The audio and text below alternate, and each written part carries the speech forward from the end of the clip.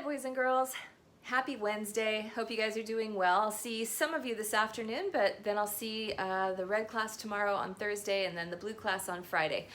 But what I want to do today is just talk to you a little bit about one of the things that you're going to be reading about in the next lesson of your science book, and that is about the periodic table. Now, I know you guys have all seen the chart. I'm sure a lot of you I know like to look ahead in your science book. And we have this periodic table here in our science book. And today we're going to talk a little bit about what the periodic table is and how do we read the squares on the periodic table. What do they really mean? What are they telling us? What are all these numbers and letters for? So first of all, the periodic table, when we look at it, it's a listing. Remember I talked about all those ingredients that go into everything in our universe. Well, this is basically an ingredients list for everything in our universe. Now, the interesting thing is that our science book is about 12 or 13 years old. And when you look at the ingredients list here in our science book, you'll notice that right here, the very last one they have is number 109. But that number is a little different than the one that I gave you the other day. Remember I told you there are 118 ingredients. Now this book is old enough that since this book was published, there have actually been several others either discovered or created in a lab by scientists, because that's one of the challenges that scientists who study atoms like to do, is they like to see if they can make another atom that has the elements needed and the pieces needed to actually create a new element that hasn't existed before. It's very hard to do and it doesn't happen very often, but there were 109 at the time that this book was published, but now there are 118 of them that we know of. So what we're going to talk about today though is the individual squares on the periodic table. And right here on my whiteboard, I have written an example of this that we're going to be using today, because this shows kind of the layout of every square or cell or block on the periodic table. So what I'd like you to do right now is this. If you haven't already, on my Edleo page in the section for this part of today, you should have printed out the paper that has this on it. It looks just like this one. It's a little more straight and perfect, but it looks like this one. And if you can't print it out for whatever reason, grab your science journal, open it up to the first empty page, and I'd like you to take a minute to make yours look like this one up here, or make it look like the one that you can open up as a PDF from my Edleo page. So go ahead and do that right now if you haven't had a chance to do that. Hit pause and then go take care of that, and then come right back and hit play. All right, so now you should have the paper printed, or you should have this drawn out in your science journal. So what we're going to do today is we're going to take some time and talk about how to read one of the blocks on the periodic table. It's really not rocket science, and you guys have probably talked or heard a little bit about atoms before. Now atoms in their middle have something called a nucleus. You might remember that word from when we studied about plant and animal cells. They also have nuclei in the middle of their cells. Well, each atom also has a nucleus in the middle. In the nucleus, there are two things called protons and neutrons. And then flying around the nucleus very rapidly are little things called electrons. And all of those things, those three things, form an atom. Now each atom, depending on which ingredient on the periodic table it is, has different numbers of protons, neutrons, and electrons in it. That's the only difference between all the different substances that make up everything in our universe, is the individual atoms and how many protons, neutrons, and electrons they happen to have. So basically, when you look at one of these blocks on the periodic table, what it's telling you is some numbers, and those numbers tell you how many protons and neutrons there are, and it also tells you the name of whatever the element is that the atom forms.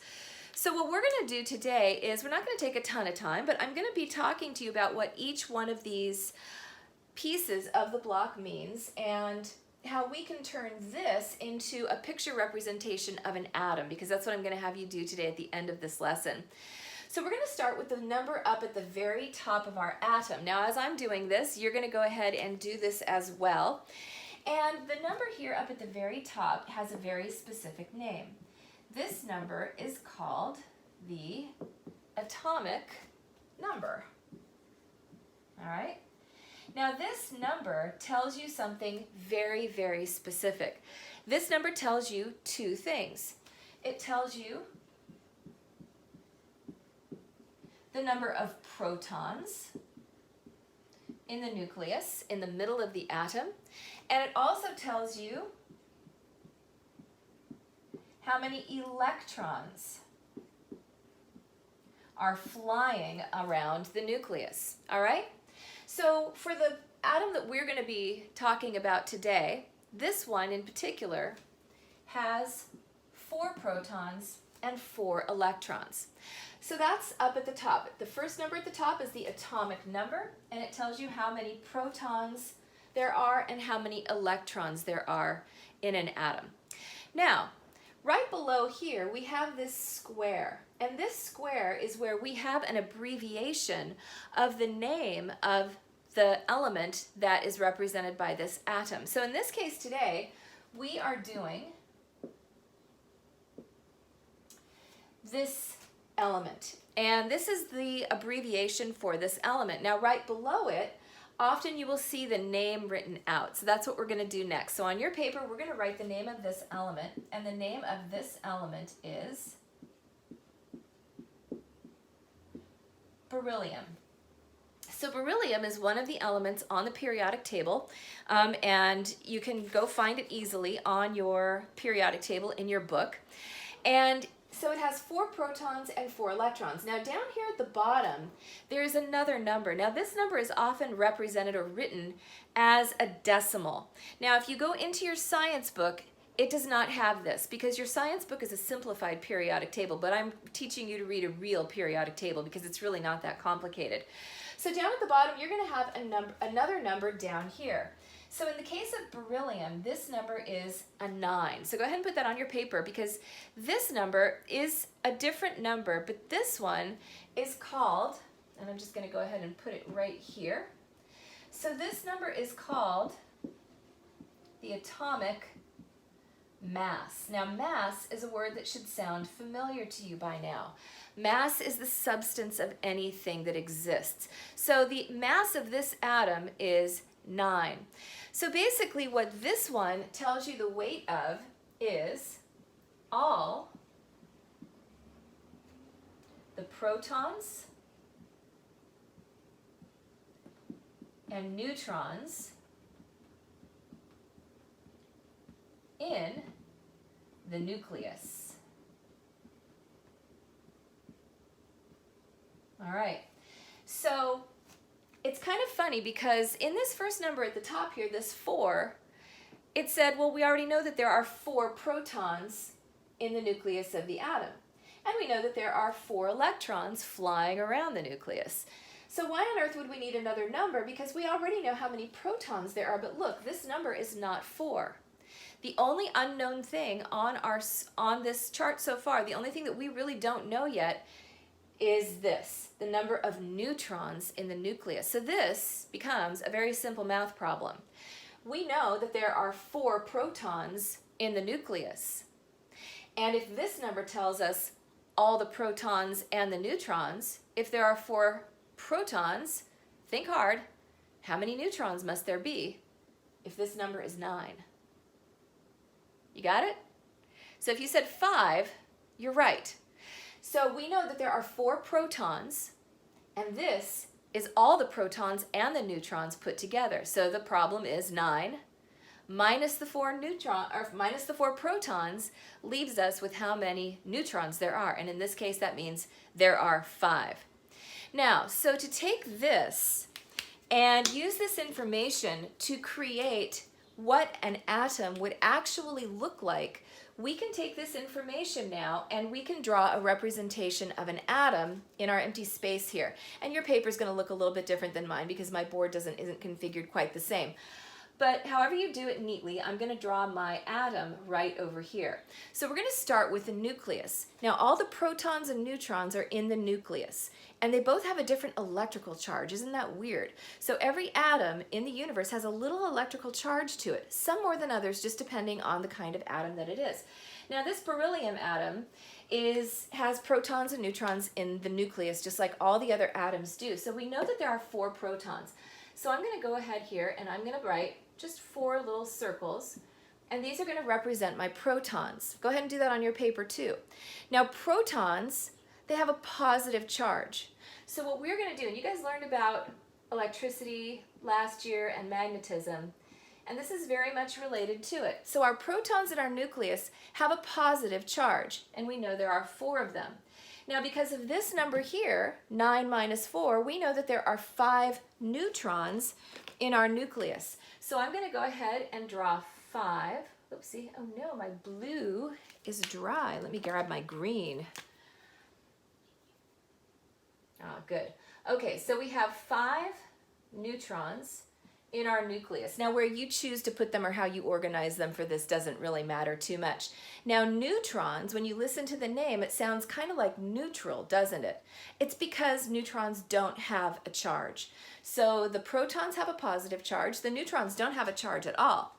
Now, we also know from the number up here at the top, we know that this atom has 4 electrons because that's what the number at the top tells us. So around the nucleus, those atoms are zinging around very quickly, and there's actually a lot of space between the electrons. Did I say neutrons? I meant electrons. So there's actually a lot of space between the electrons flying around outside the nucleus and the nucleus itself. Atoms are actually mostly empty space. Isn't that weird? Almost everything around us is made of empty space, but it's so tiny and packed together that we can't tell. Things seem solid to us, don't they? But there's actually a ton of empty space, and it's between the electrons and the nucleus of an atom. So when we have our electrons flying around, in this case, we know that there are 4 of them in the beryllium atom. So we're going to go ahead and just put our 4 electrons out here flying around.